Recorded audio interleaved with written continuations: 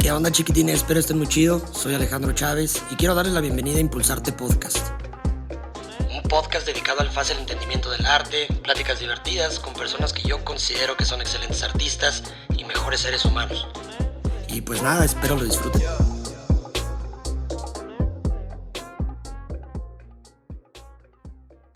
Épale, qué rollo, chiquitines, ¿cómo están? Bienvenidos de nuevo a Impulsarte Podcast, su podcast de arte favorito.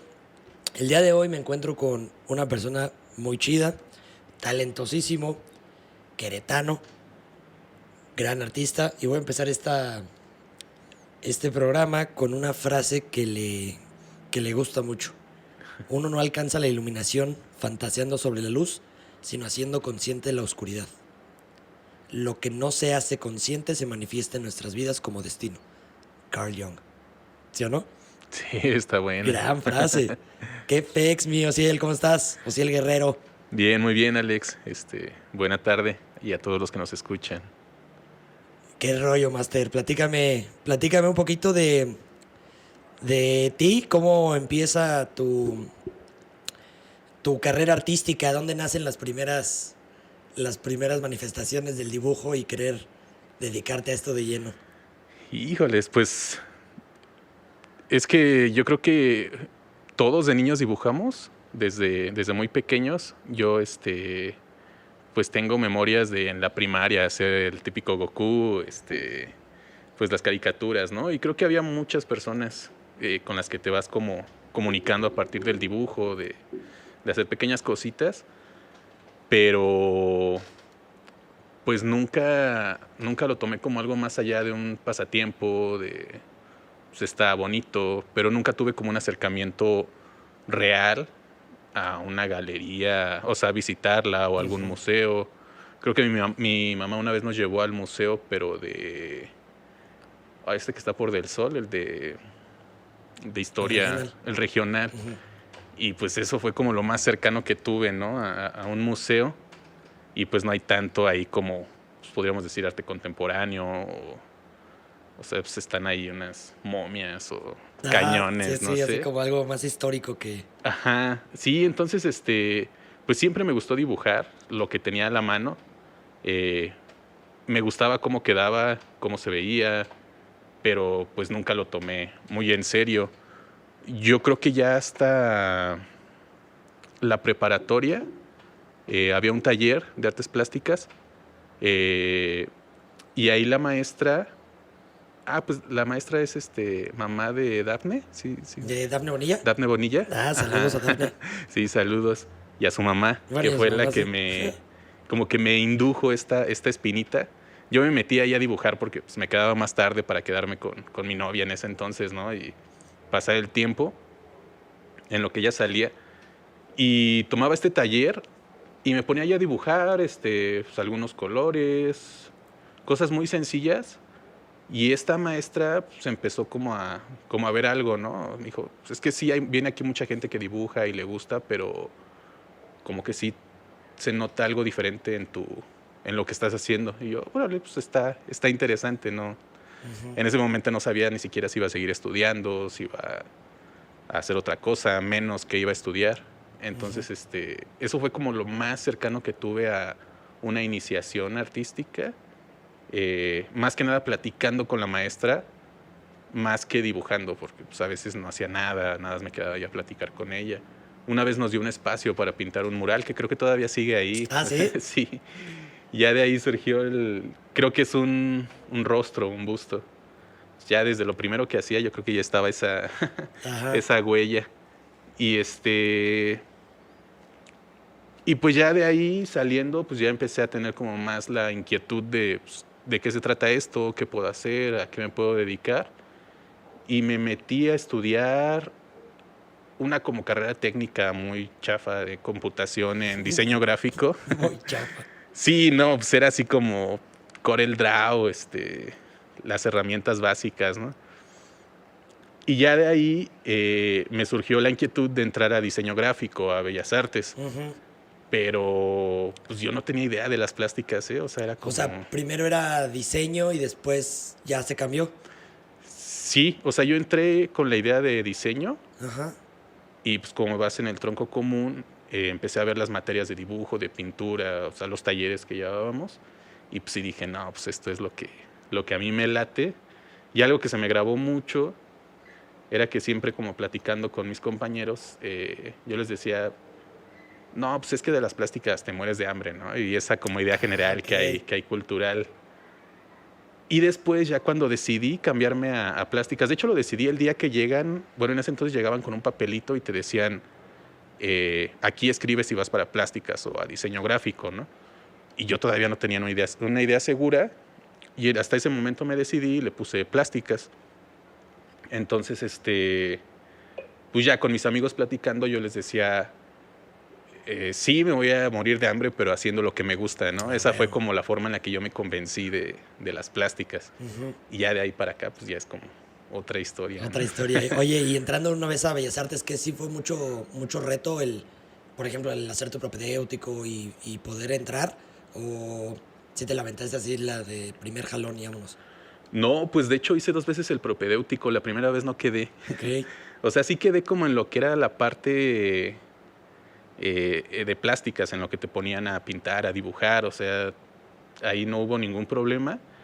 Pero creo que hay una medio falla con mis documentos de la preparatoria que todavía no me entregaban como la constancia, porque me fui directo saliendo de la preparatoria a la universidad. Entonces faltaba un documento que yo no llevé por desidia o se me olvidó, no sé. Entonces no quedé esa vez por ese papel y lo volví a intentar un año después. De hecho, yo sería de la generación de Tali. Pues mi de generación. tu generación. Qué chido. Sí, yo sería de esa generación si hubiera quedado la primera vez que lo intenté. De hecho, pues, yo creo que hice el propedéutico con ustedes. Sí, puede ser que sí. Yo no me acuerdo. ¿Tú te acuerdas? No, ni idea. No, ya pasaron varios años de eso. Bastante, sí, son Sí. bastantitos. Sí, ya después lo hice ya con los papeles que me pedían y pues ya quedé. Yo no lo veía tan complicado, más bien como que no había una... Creo que ahorita ya cambiaron el sistema, ¿no? de estudios de Bellas Artes, porque sí, esa idea de artes visuales que llevabas plásticas y diseño, como que a veces te confundía un poco a la hora de hacer el propedéutico, porque había personas que dibujaban muy bien o pintaban, pero iban para diseño, otros que no dibujaban ni pintaban nada, pero iban a plásticas. Alejandro Chávez, así. Exactamente mi historia de vida, así. Yo no dibujaba ni pintaba y, pues digo, algo tenía que sacar del arte conceptual, ¿no? Tenía que echarle un poco a la filosofía de entrarme y poder... No, pero pues ya tenías todo el respaldo, ¿no?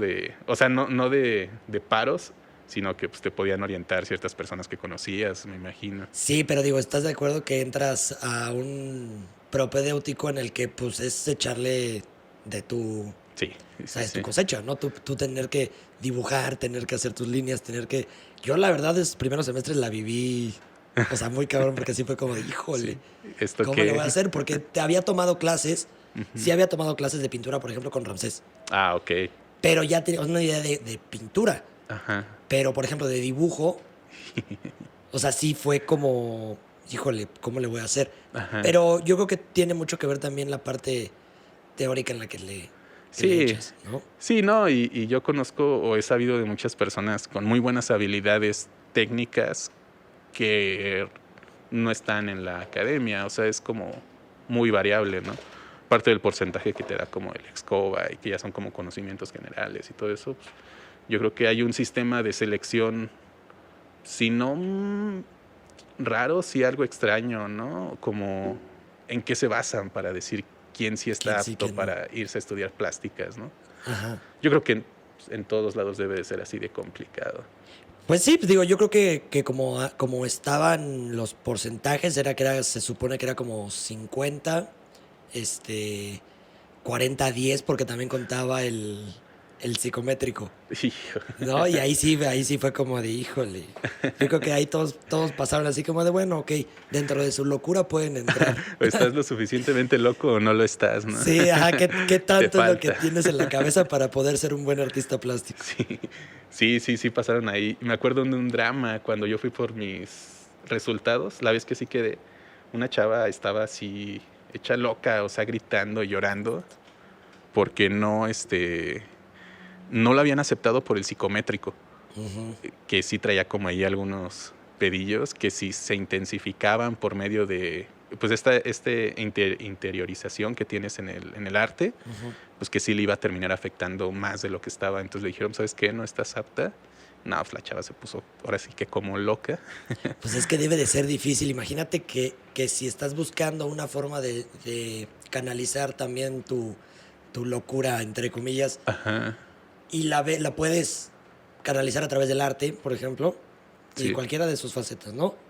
Pero que lo puedas canalizar y que la misma escuela te diga, híjole, no, porque estás loca. Es como, ahí no manches, o sea, ¿cómo crees? Sí, no, sí es ahí un tema bien complejo porque, pues sí, muchas personas a mí en mi trabajo, o sea, en mi obra me han dicho, güey, ¿qué te metes, no? Y yo, pues nada, o sea, yo creo que para trabajar tienes que estar en tus 5 sentidos de menos, o sea, tienes que haber dormido bien, tienes que haber comido bien, ido al baño, tomado agua, o sea, tienes que estar al 100 para poder trabajar o para poder realizar un trabajo que exprese lo que tú estás intentando, ¿no? Claro. Y a veces se genera como esa idea medio romántica del artista loco, así de, toma un pincel y se genera espontáneamente una gran obra, ¿no?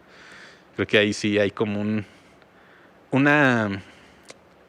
pequeño puente que no se está dando de comunicación entre lo que es el artista, que se dedica al 100%, que es su trabajo, con el espectador que disfruta su obra, ¿no? Oye, está muy interesante eso. Sí. Oye, Diego, ahorita regresamos porque eso que tocamos como dentro de la locura y que te metes y todo ese tipo de cosas que a mí me han preguntado. Y digo, lo podemos ver aquí en las obras de atrás, ¿no? Que parece que sí te metes un chingo de cosas que dices. Pero a mí algo que me llamaba mucho la atención es de que cuando yo te conocí, yo igual y te veía en Bellas Artes, pero nunca tuvimos la oportunidad de cotorrear bien, ¿no? Sí. Hasta saliendo la carrera, pero algo que me llamaba mucho la atención era de que tú te presentaste como un artista que se iba a dedicar a la gráfica completamente. Sí.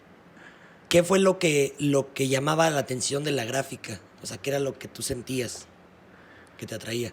Pues es que yo ahora sí que desde niño, siempre me gustó mucho, mucho el dibujo. O sea, para mí el dibujo sí era o sigue siendo la base de todo. O sea, creo que para hacer una escultura, hasta para hacer arte conceptual, si no tienes una noción del dibujo, alguna vez escuché una frase que decía, no me acuerdo de quién era, pero que el dibujo es como una forma de pensar.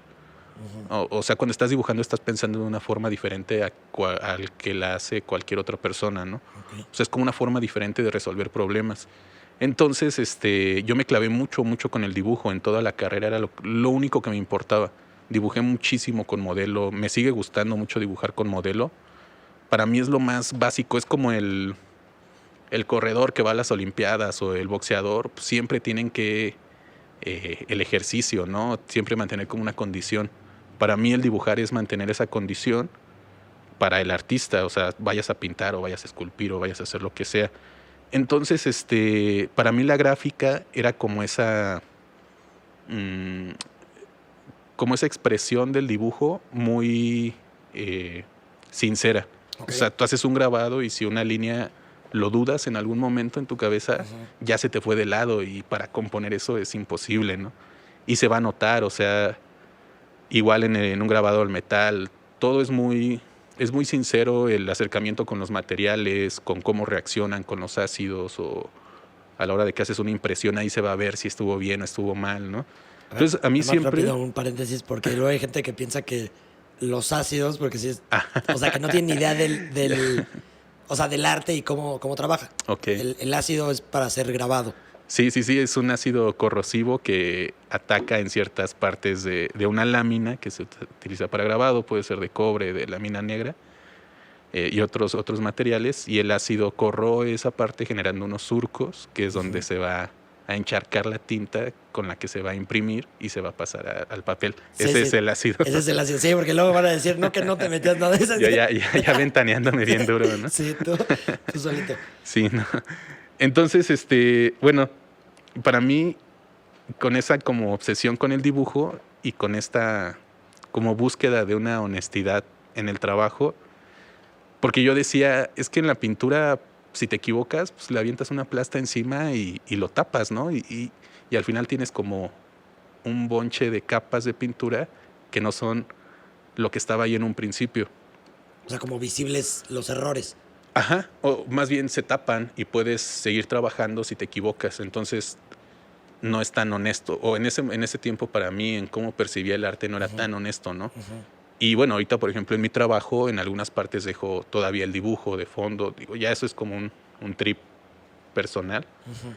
Pero entonces me sigue gustando mucho la gráfica. Solo, pues creo que sí, como artista siempre tienes que ir evolucionando, ¿no? Tu mismo trabajo.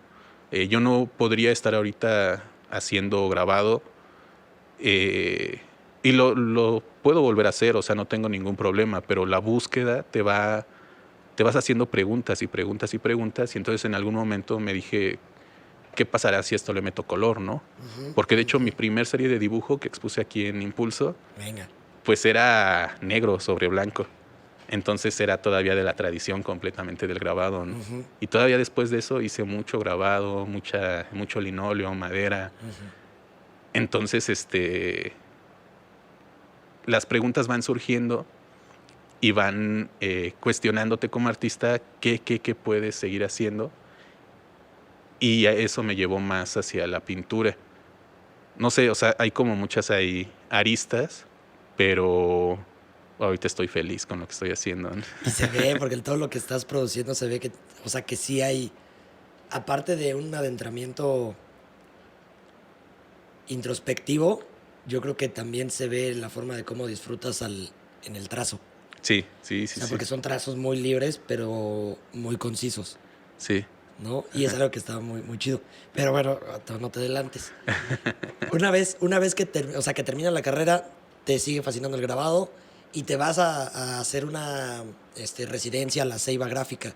Sí. O sea, que es un taller muy, muy bueno. Sí, para todos los que no saben, está en Veracruz. Y aparte el edificio donde está, o sea, eso está hermoso, está impresionante. Sí, es una ex hacienda cafetalera, está en Coatepec, entonces ahí vas a probar el mejor café de tu vida. Y lo más chido también es de que el arbolote que tiene en la entrada, o sea, es... La Ceiba. Ajá, la Ceiba, tal cual. Te vas para allá y después te vas a la Ciudad de México también a hacer una residencia. ¿Dónde más estuviste haciendo residencias? Pues, bueno, yo toda la carrera estuve... Pues ahora sí que entregando lo que tenía que entregar, ¿no? Ya si me pedían performance o me pedían videoarte o me pedían escultura, pues yo cumplía como para tener pues sí, una calificación, una carrera, ¿no? Ya los últimos 2 semestres estuve en un taller con el maestro Rubén Maya, que eso la verdad sí me cambió muchísimo la percepción que yo tenía acerca de la obra, ¿no? Entonces yo podría decir que mi carrera artística empezó con ese taller que fue durante un año. Era una materia optativa. Entonces en ese año empecé en verdad a generar como una búsqueda de lo que yo quería expresar a partir de mi trabajo, ¿no? Entonces ahí podría decir yo que es el nacimiento de Ociel Guerrero que se ve ahorita, ¿no? O sea, todavía en mi trabajo actual hay muchas huellas de lo que en ese momento expresé, ¿no? Entonces, pues me empecé a meter mucho en el grabado porque la materia era de grabado con el maestro. De ahí solicité una beca para la residencia de litografía en la Ceiba Gráfica. Después tuve pues, muchos acercamientos en el taller El TIR con el maestro Humberto Valdés. Tuve otra residencia en Michoacán con la maestra Nancy, una amiga. Es algo muy interesante del grabado, que se da mucho como en comunidad. Sí. O sea, tú si vas a hacer un grabado y estás imprimiendo y llega alguien y te ayuda, pues lo haces mucho más fácil y más rápido, ¿no? Entonces se genera como esos equipos de trabajo, algo que en la pintura pues tú te encierras y es muy diferente, ¿no? Te encierras contigo mismo, te pones a pintar y ya de repente sales y dices, ya pasaron 2 semanas que no salgo a tomar el sol, ¿no? Así como una barba de ermitaño y que no tienes contacto humano. Pero sí son como unas diferencias muy grandes entre el grabado. Entonces se generan muchos proyectos de residencias, de que tú te vas y te quedas y te dejan quedarte en su sillón y de repente ellos vienen y se quedan en tu sillón y platicas, te vas por unas chelas, generas obra, intercambias. También por la reproductibilidad, ¿no?, del grabado, que tú haces 10 grabados y le dejas 5 al taller como a manera de paga. Y te quedas tus 5, los vendes, los mueves, los regalas. Entonces hay una dinámica ahí bien interesante. Ajá. Está súper chido porque yo creo que la antepasada, platicamos con Víctor de La Madriguera. Sí, la escuché. Y estuvimos platicando también un poquito de esto, ¿no? Y de la comunidad, de cómo se genera a través de las artes. Y es algo que está bien chingón. Algo que tenía como mucha inquietud dentro de lo que nosotros estamos trabajando ahorita es el hecho de que la gráfica no la has soltado al 100, como dices. Ajá. Porque siempre hay ciertas cositas que tienes que ir como siguiendo y no perdiendo la esencia. Sí. Pero algo que sí fue como muy importante es, o sea, para mí el hecho de que intentabas con tu primera exposición, que fue hace 3 años, hace 3 años, la de Mute. Ajá. O sea, intentabas expresar dentro de tu obra un silencio visual. Sí. Y ahorita, por ejemplo, la obra que estás generando es como, ¿y dónde quedó ese silencio? Atrás de todo. Ahí, ¿qué es lo que estás, o sea, qué es cómo va cambiando tu proceso de creación? ¿Esto tiene que ver mucho en un tema personal? ¿O es como tu espacio artístico en el que quieres decir, bueno, no es exactamente lo que Osiel Guerrero persona es, sino es lo que Osiel Guerrero artista quiere expresar?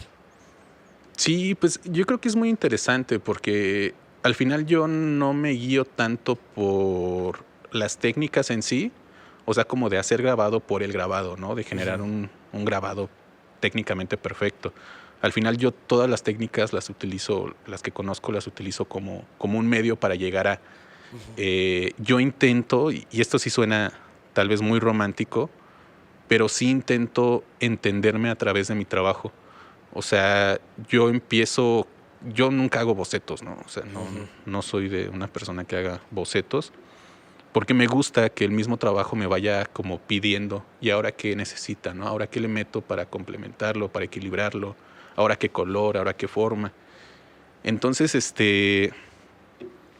sí, yo creo que todo trabajo artístico, y aquí sí gran entre comillas, ¿no? Porque hasta todo tipo de trabajo, de cierta manera refleja quién eres y por lo que estás pasando, ¿no? Son situaciones de tu vida, son formas. A mí a veces, en los primeros cuadros que empecé a hacer de color, me decían, pues es que ya este es otro Osiel y es más feliz. Y yo, pues, no sé si soy más feliz o menos feliz que antes. Tal vez sí, tal vez no. Solamente es como la búsqueda que yo estoy haciendo, ¿no? Y tú te ves en un cuadro y eso es lo que te genera como un cambio. O sea, tú, creo que lo decían de unas películas, pero creo que se puede aplicar al arte. Cuando tú entras a una galería a ver una exposición o unas obras, ya no sales siendo el mismo, ¿no? Como espectador. Algo en ti ya cambió, ves la vida o las formas de otra manera. Entonces, para el artista es lo mismo. El artista se enfrenta a su obra y a la creación.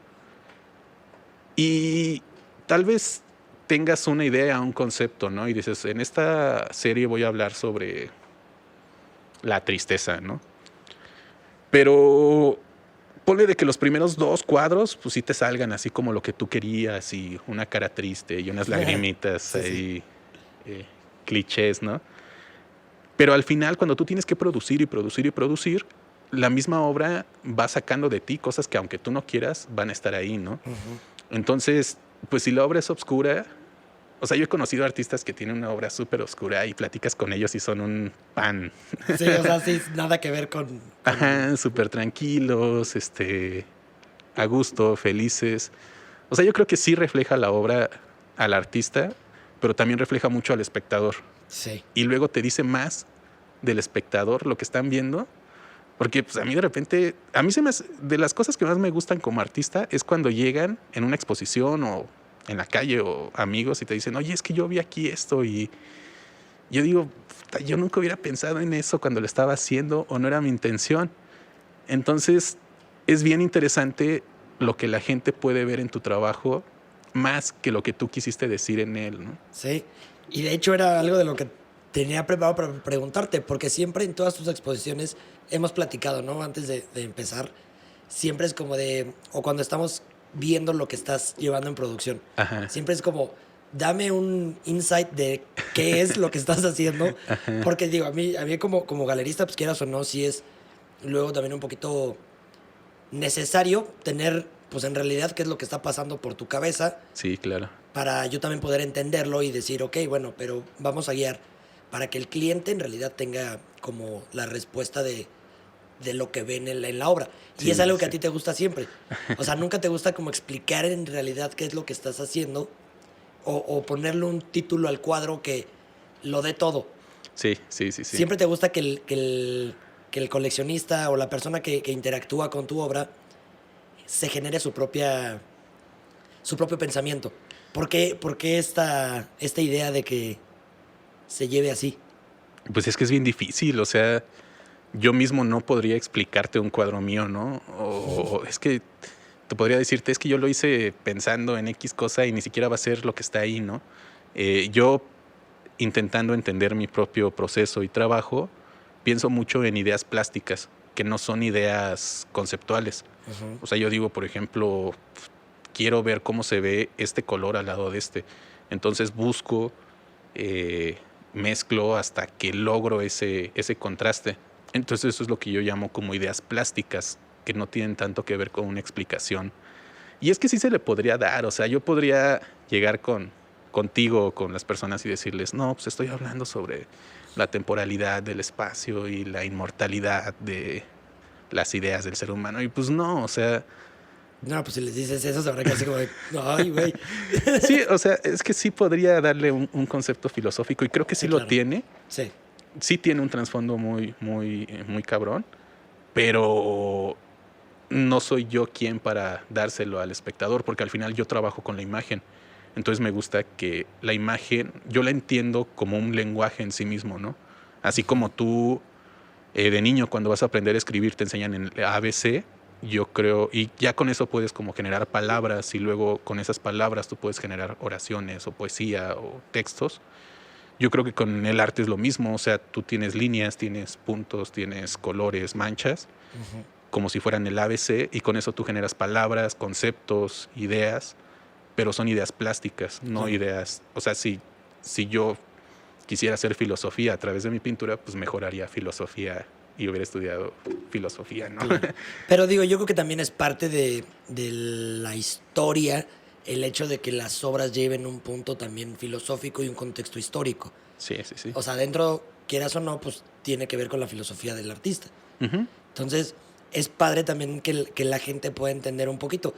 Yo te lo he platicado, ¿no? Por ejemplo, que tengo varios clientes que son psicólogos o psiquiatras.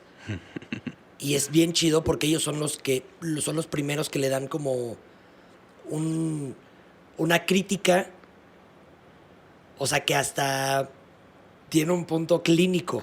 Que ahí dices así como de, ok, sí. Wow.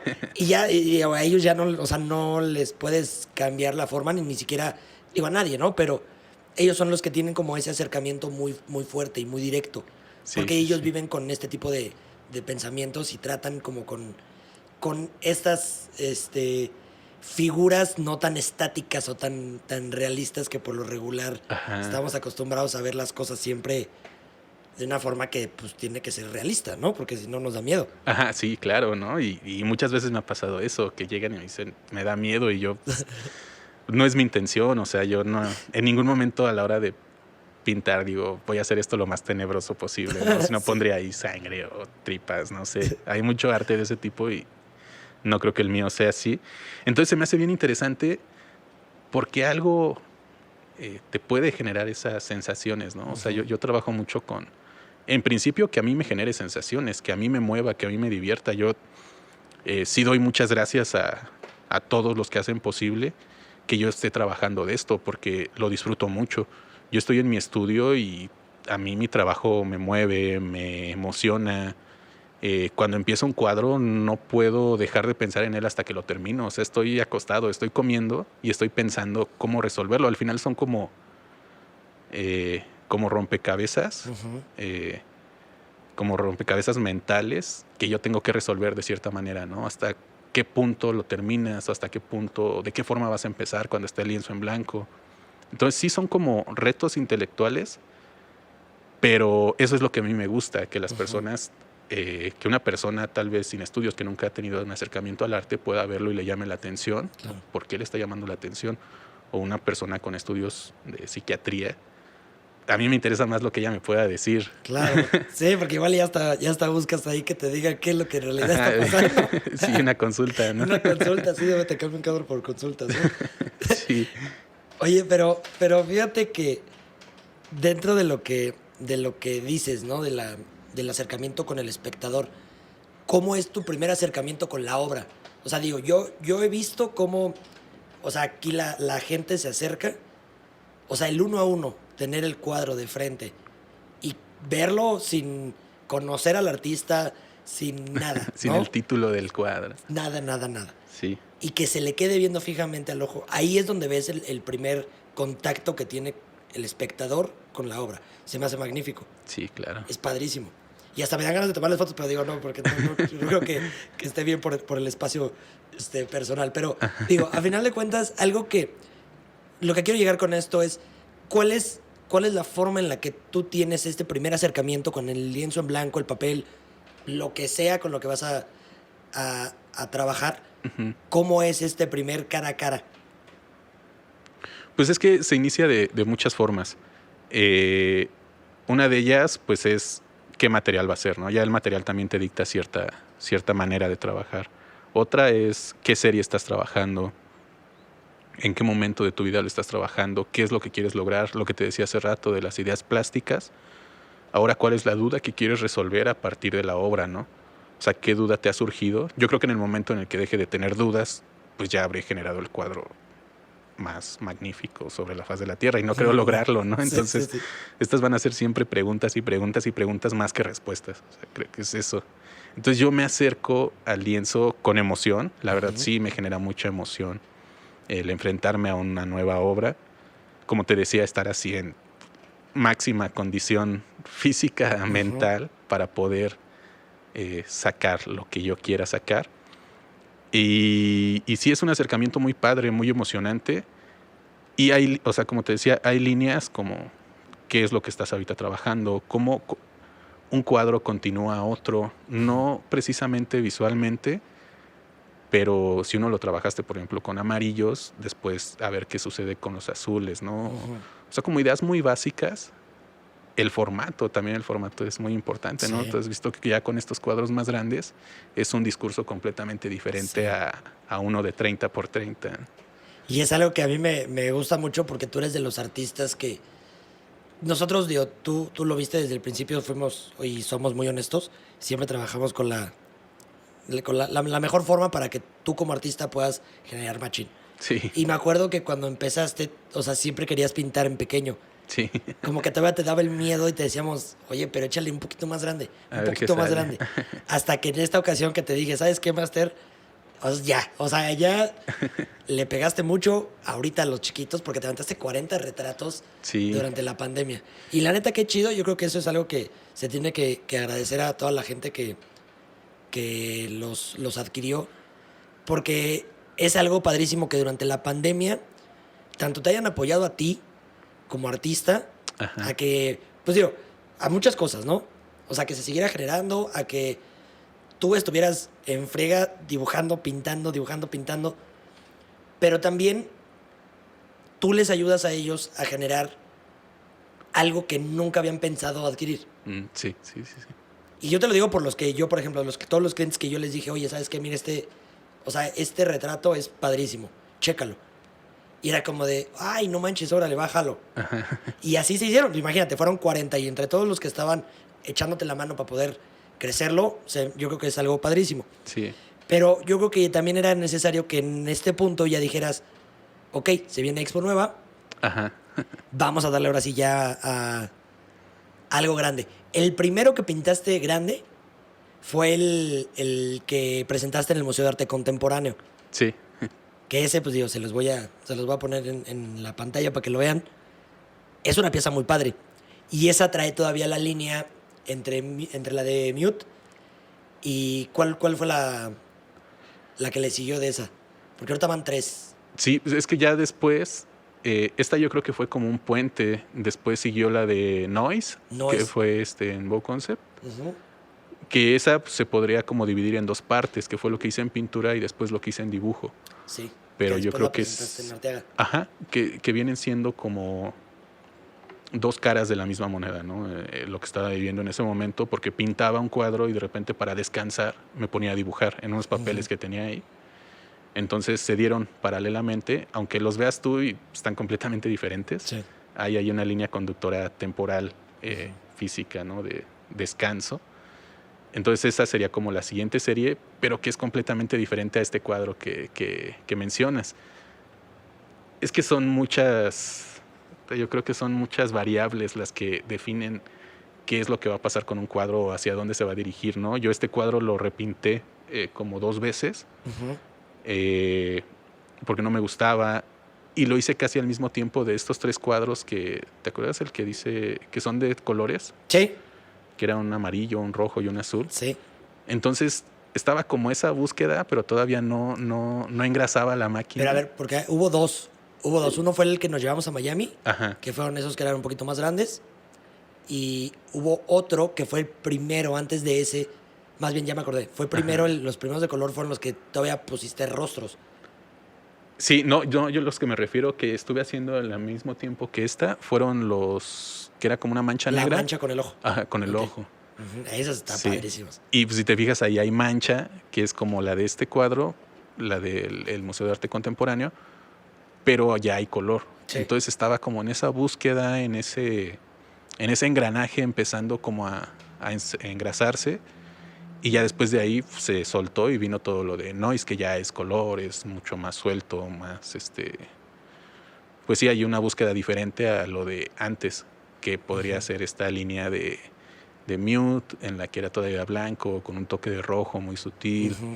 Entonces son como pasos, ¿no? Que vas dando, a veces unos más grandes, otros más sutiles, pero te van llevando. O sea, el chiste, como te decía hace rato, para mí es siempre seguir preguntándote, ¿no?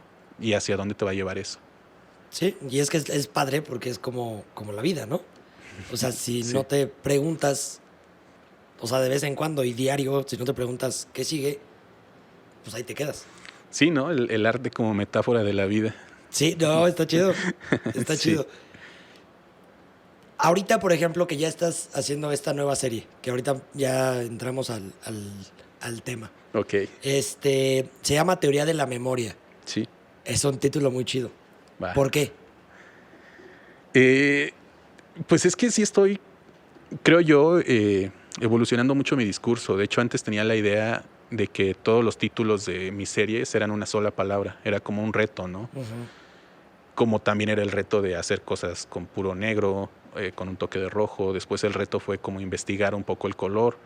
En este momento, mi reto tiene que ver con sí tener como tal vez una línea conceptual. No, lo que yo no quiero es como hacer ilustraciones de ideas, pero sí tener como unas ideas base y a partir de esas trabajar, ¿no? En Teoría de la Memoria es un poema de la escritora que ganó el premio Nobel de literatura.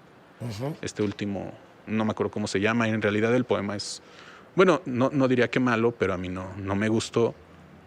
Pero a mí me pasa mucho eso, que yo estoy leyendo, estoy escuchando música, estoy escuchando el radio y de repente agarro palabras que para mí significan como una investigación de esa palabra, ¿no? La escritora es Louise Gluck. No sé si lo estoy pronunciando bien. Louise Gluck. Pero este poema lo encontré traducido. Te digo, el poema a mí no me llamó tanto la atención, pero el título me hizo muchísimo ruido, ¿no?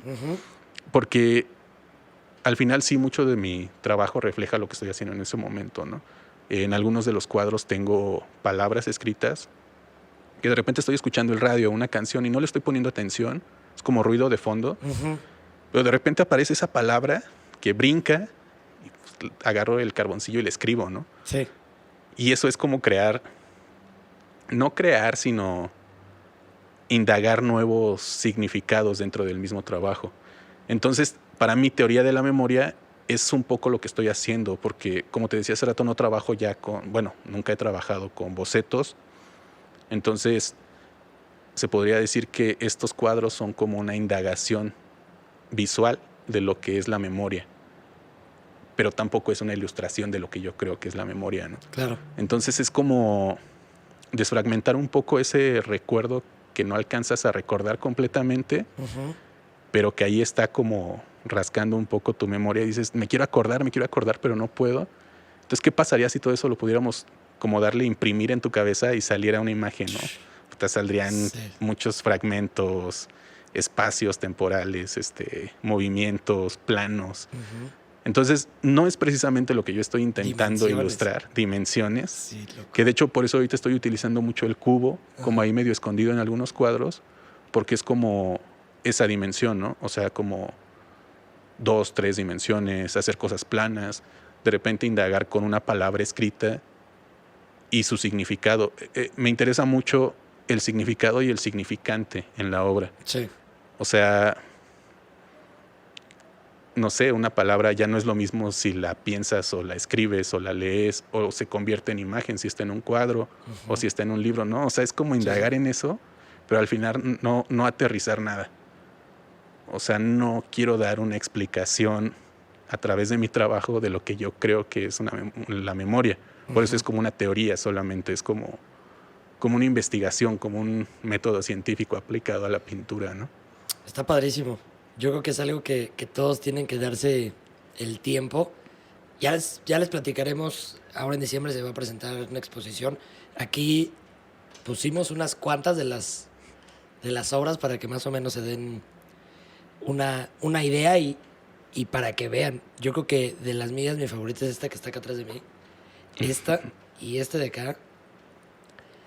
Que, digo, está padrísima. Los que están escuchándolo en Spotify se van a tener que dar la vuelta porque está bien complicado también para poderles decir más o menos cómo está la onda. Porque sí tiene que ver mucho con, como dices, ¿no? Con la memoria y el experimentar y poder entender o buscar el entendimiento también, pues, personal. Que es algo que has hecho a través de tu pintura. Y es algo que me llama muchísimo la atención. Ahorita, ¿cómo podrías definir tú a Osiel Guerrero como artista y a Osiel Guerrero como persona? ¿Crees que hay como una amalgama completa o crees que sean personas completamente diferentes? No, pues yo creo que sí hay ahí un solo Osiel, ¿no? Al final el arte es a lo que me dedico y yo lo veo como un trabajo, un oficio. Y alguna vez leí una entrevista que le hacían, creo que a Charles Mingus, un jazzista, que él le molestaba que le dijeran que era como jazzista, porque él decía, yo soy Charles Mingus y hago jazz, ¿no? Pero pues también tengo una esposa, tengo hijos, tengo amigos, hago otras cosas, me gusta la jardinería.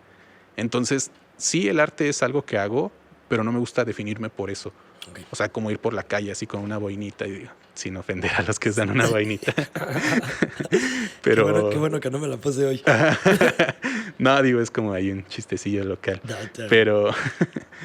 pero no quisiera que digan, ahí va Osiel Guerrero el artista, ¿no? O sea, al final yo hago muchas cosas y me gustan muchas otras cosas y también me gusta mucho hacer arte. Y de hecho, bueno, tú lo sabes, yo daba clases, llevaba 3 años dando talleres en una escuela en la UCO. Y a principios de este año sí decidí como dedicarme al 100% al arte, ¿no? Porque ya eso me estaba quitando mucho tiempo para hacer lo que yo quería. Entonces, sí podría decirte que en este momento de mi vida es lo más pleno que he estado por lo que yo hago. Porque en mi trabajo ahorita no tengo limitaciones así de, puta, quiero un azul, pero no tengo para comprar ese azul, ¿no? O sea, pues voy y lo compro y lo uso y hago lo que yo quiero. Entonces ahorita mi trabajo es lo más honesto que puedo o que he hecho en toda mi vida. Entonces sí me gusta mucho, lo disfruto muchísimo, me siento en una plenitud muy grande personalmente y laboralmente. Yo veo de lo que estaba haciendo hace 3 meses que estaba haciendo los retratos, a lo que estoy pintando ahorita, y digo, puta, ya quiero saber qué voy a hacer mañana, ¿no? Sí. O cómo se va a ver eso que voy a hacer dentro de un año. Entonces a mí me emociona mucho el imaginar qué voy a estar haciendo en 1 o 2 meses, ¿no? En mi trabajo. Entonces sí me gusta mucho, lo disfruto muchísimo y sí estoy muy a gusto con esta, pues yo lo podría llamar como una oportunidad que me están dando todos los que adquieren mi trabajo, tú que lo comercializas, las personas que me permiten producirlo. O sea, todo lo que se da para que yo pueda hacer lo que estoy haciendo, lo agradezco muchísimo, porque al final me permite disfrutar. Día a día me levanto con muchas ganas de pintar, ¿no? Y de trabajar y de esculpir y de todo. Entonces, sí, es un momento muy pleno. Y no sé si eso se note o se tendría que notar en mi trabajo, pero en lo que sí se nota es en que estoy, como yo lo veo, creciendo y evolucionando mi mismo discurso pictórico. Y es que estás creciendo, yo creo que no nada más en el discurso pictórico, yo creo que como artista completamente estás creciendo cañón. Estás haciendo, digo, a mí algo que me sorprendió ahorita de las esculturas, esta es una de las esculturas que se van a presentar. Igual y ahorita la acercamos para que la vean un poquito más a detalle, pero el simple hecho de que tú tengas las herramientas para poder moldear una escultura, sepas hacerlo, que digo, ya si nos vamos más allá, el simple hecho de que te atrevas a hacerlo y que te salgas de la zona de confort a decir, no, es que yo solo soy artista, que un artista que le gusta y trabaja pura pintura, ¿no? Y solo óleo o solo acrílico. Tú llevas un crecimiento y creo que la gente que adquirió obra tuya desde el principio ha ido viendo tu evolución.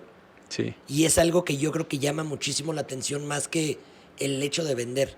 Sí, que es algo que sí. yo, o sea, tengo mucho como conflicto con estos pseudoartistas y artistas que dicen, no, es que yo soy esto y esto es lo único y solo lo voy a vender así, así, así, así. Y es como, o sea, sí, está bien, ¿no? Cada quien su forma, ¿no? Está de lujo. Pero yo creo que lo que ha ayudado mucho a que tú pudieras también dar el paso de decir, ok, ya me puedo salir de trabajar dando clases porque ya puedo, o sea, comprar materiales, ya tengo mi estudio, ya puedo dedicarme de lleno. Yo creo que ha sido esto, el hecho de que la gente va creciendo contigo y va viendo contigo qué es lo que está pasando. Sí. Es algo perrísimo. Yo creo que es algo que pocos artistas, digo, bueno, hay muchos, ¿no? Pero pocos artistas aquí en Querétaro lo tienen. Que desde jóvenes, igual y que yo lo he visto, ¿no? Que desde jóvenes han ido creciendo y creando junto con su coleccionista. Sí, y es que creo yo que ahí es muy importante tener una congruencia en cuanto a tu labor. Yo conozco también muchas personas que pintan 1000 veces mejor que yo, ¿no? En la cuestión técnica, y que se quejan de que no se vende, de que se van a dedicar a otra cosa, o que tienen que estar haciendo un segundo, un tercer trabajo para poder hacer eso. Pero yo creo que tiene mucho que ver con la congruencia de sí buscar una obra original, pero que vaya creciendo, como tú mencionas, ¿no? Y esto es la visión del coleccionista y del artista, que no te estés repitiendo, ¿no? Que, digo yo, el día que sienta que mi trabajo se está repitiendo, yo creo que ese día ya me voy a dedicar a otra cosa, porque sí me interesa mucho el ir creciendo de esta forma, pero muy congruente, de no de repente, pues ahora voy a pintar nubes, ¿no? Sino que tú veas un cuadro mío que hice ayer y lo puedas de cierta manera relacionar con algo que hice hace 3, 4 años, ¿no? Y que haya una congruencia evolutiva en el mismo trabajo. Entonces, para mí no sería honesto regresarme a hacer las mismas preguntas que ya me respondí hace algunos años, o unos meses, o unos días, ¿no? Entonces, sí es mantenerte preguntándote, creciendo, y yo creo que eso el espectador lo agradece mucho, ¿no? Porque no te vuelves o sea, no pueden prever tu siguiente movimiento, ¿no? Y eso está chido. O sea, yo creo que lo que estoy haciendo ahorita, muy pocas personas podrían imaginarse, o personas que me conocen de hace algunos años y conocen mi trabajo, yo creo que esta obra nueva difícilmente podrían haber dicho en algún momento, o si él en un año va a estar haciendo esto, porque ni siquiera yo lo sabía, ¿no? Claro. Entonces sí es como un crecimiento, pero un crecimiento congruente con tu trabajo. Qué chingón. Y yo creo que sí, digo, todo lo que dices es para mí muy atinado y hace mucha congruencia en mi cabeza cómo va creciendo y lo que más, siempre que platicamos, siempre es, o sea, siempre que salgo de tu estudio o cuando nos vemos en la galería, lo que sea, siempre es, qué chido, o sea, que estamos trabajando en conjunto. Porque yo creo que el hecho de que tú seas tan real y me dejes transmitirle a los coleccionistas y a la gente que le acerco tu trabajo, que me dejes llegar de una forma tan real como eres y como ellos también buscan al artista.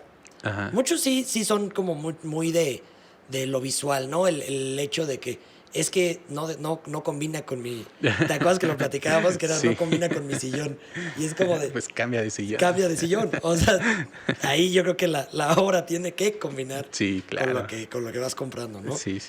Pero algo que sí estoy yo completamente agradecido contigo, antes de cerrar y ponernos aquí a llorar, es esto, o sea, que sí eres una persona muy congruente con tu trabajo, con tu forma de pensar, y eres una persona que tiene una ética laboral muy, muy perra, que es algo que pocas personas tienen. O sea, el hecho de que te mueva más la lana que una relación o generar una relación a larga, o sea, que te va a durar, ¿no? Una relación duradera. Sí. Y que pueden trabajar en conjunto y que no por el hecho de unos centavos vas a desperdiciar todo lo que puedes generar. Que digo, no es a fuerza así, pero yo lo veo que siempre es como bases del universo. El hecho de que tú obres chido, te va a ir chido. Sí, claro. Entonces, pues yo te quiero agradecer bien, cabrón, por eso, porque sí, Master, neta... muchas gracias. Qué chido. Qué chido que es este tipo de persona. Sí, no, y al final yo pues también te agradezco muchísimo la oportunidad que me das es que es lo que yo platico con muchas personas, o sea, el artista tendría que darse la oportunidad de dedicarse al 100% a su trabajo, ¿no? Y eso involucra desde muchísimas cosas para que tú al final puedas estar trabajando y muchas personas que trabajen en conjunto contigo, ¿no? O sea, yo creo que ni tú trabajas para mí ni yo trabajo para ti. Al final somos una sociedad en la que si yo hago bien mi trabajo, yo gano dinero y tú ganas dinero. Y se genera mejor arte. Y yo creo que si tú haces bien lo que sea que hagas, mejoras tu sociedad mucho más que estar haciendo un escándalo en Facebook, por ejemplo, ¿no? O sea, hagas lo que hagas, ya sé si eres barrendero, lo haces bien, vas a ir mejorando tu comunidad. Entonces, si yo decidí en cierto momento dedicarme al 100% al arte, que han sido como muchas decisiones en conjunto, me ha ayudado muchísimo el contar con un espacio con personas como tú que me permiten eso, que yo soy malísimo en las ventas, soy malísimo cobrando o malísimo... o sea, yo no podría vivir de eso, ¿no? Yo no podría ser galerista. Yo no podría transmitirle lo que tú le transmites a los coleccionistas, de hablar sobre mi obra. Digo, ya se habrán dado cuenta en esta entrevista que me cuesta mucho trabajo poder explicar mi trabajo. Entonces, que haya un intermediario, para mí es muy valioso y que se dio en el momento y en el espacio indicados, ¿no? Sí. Entonces, sí, yo nada más, bueno, ya antes de cerrar, sí le quería como dar ese consejo a los artistas jóvenes que nos estén escuchando, que pues que lo entiendan como un trabajo y que que tienes que generarte una carrera, lo que tú decías sobre el dinero, ¿no? No se trata solamente de vender obra, como si fueran papitas, ¿no? En la calle, cómprame. No, yo creo que sí tienes que generar una carrera como artista y eso involucra muchas más cosas que solamente vender. Sí. Entonces, yo eso lo entendí por ti. Al principio sí solamente era como, pues quiero vender, ¿no? Porque quiero vivir de esto y quiero vivir bien. Pero con el tiempo te vas dando cuenta que no se trata solamente de eso. Se trata de generarte una carrera, se trata de generar un coleccionismo. Se trata de pensarte, digo, no, se escucha feo pensarte como un producto porque al final no lo es, pero sí invertir en eso que estás haciendo, invertir, no sé, en los mejores materiales, en que si tienes 100 pesos para toda la semana, en lugar de ir a echarte unas chelas, te los gastas en un mejor material, ¿no? Y sigues produciendo, pero produciendo con calidad, con sentido, con congruencia. Uh-huh. Entonces son muchísimas cosas, pero pues sí, ojalá vengan nuevas y mejores generaciones de artistas. Sí, ojalá que sí. Se dio cuenta la gente que, o sea, que ahorita, por ejemplo, que estuvimos en confinamiento por ya cuánto tiempo, o sea, pinche endemia, ¿no? Sí, o sea, ya está duro, pero se dio cuenta que necesita arte en su vida. Sí. O sea, y es algo que también está bien chingón para los que nos dedicamos a eso. Y algo que digo, te adelantaste a mi pregunta, pero durísimo porque esta era la última pregunta para terminar, ¿qué consejo le darías a la gente?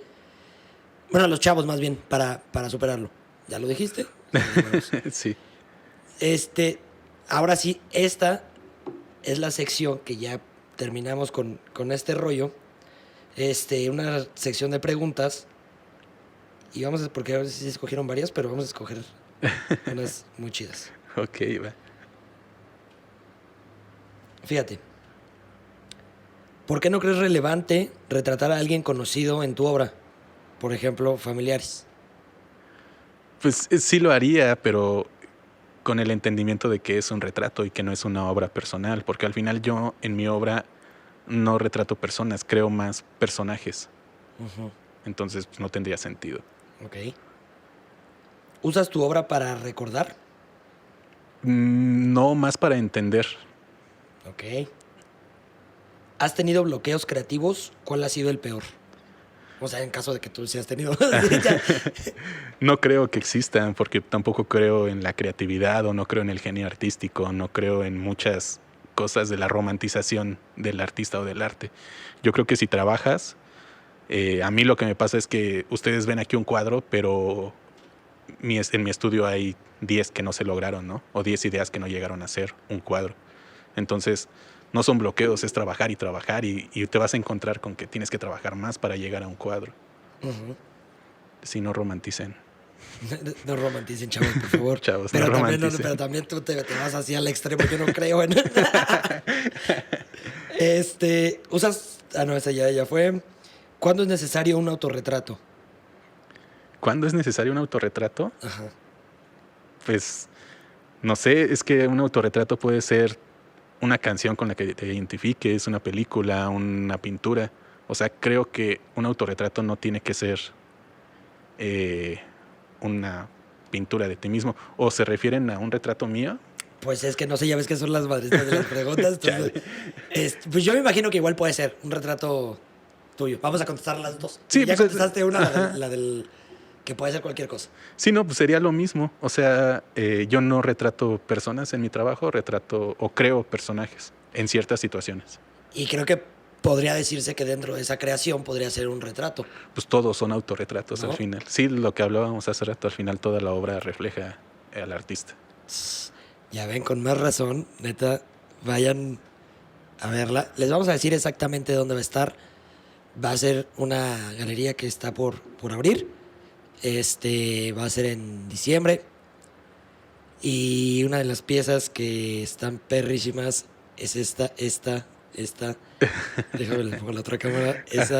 Todas las de aquel lado también están padrísimas, que están atrás de Osiel. Pero bueno, vamos a cerrar esto para que no se alargue más todo este tipo de... espérame, la última pregunta. Esta sí me dijeron, por favor. Aparte le ponen, por favor, abajo. Ok. Fíjate, ¿qué tipo de música escuchas para crear?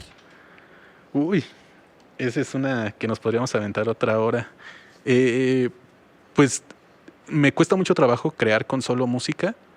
Me clavo demasiado, entonces yo escucho mucho, haciéndole publicidad aquí a la aplicación, escucho pues es un como radio por internet, se llama Convoy, es una aplicación de programas de radio en los que ponen mucha música y pues escuchas al locutor y ya eso como que de repente te distrae, te entretiene. Pero si quiero escuchar música, escucho mucho jazz contemporáneo, entonces más como playlist, ahí igual de repente los comparto, o si quieren comparto un playlist para...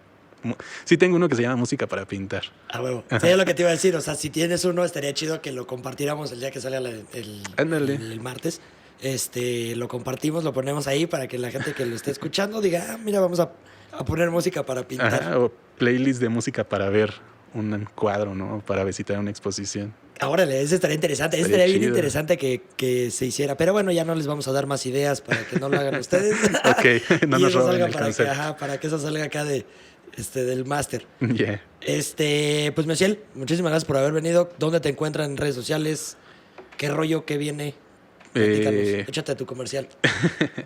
Pues viene esta exposición, en cuanto tengamos ya la fecha segura les avisamos ahí en redes sociales, donde pueden seguir mucho mi trabajo y estoy como muy constante es en Instagram, Ociel_Guerrero. Ahí en las historias casi diario estoy subiendo procesos, ideas, cosas que no se ven como en el día a día, como el detrás de cámaras. Uh-huh. Ahí está.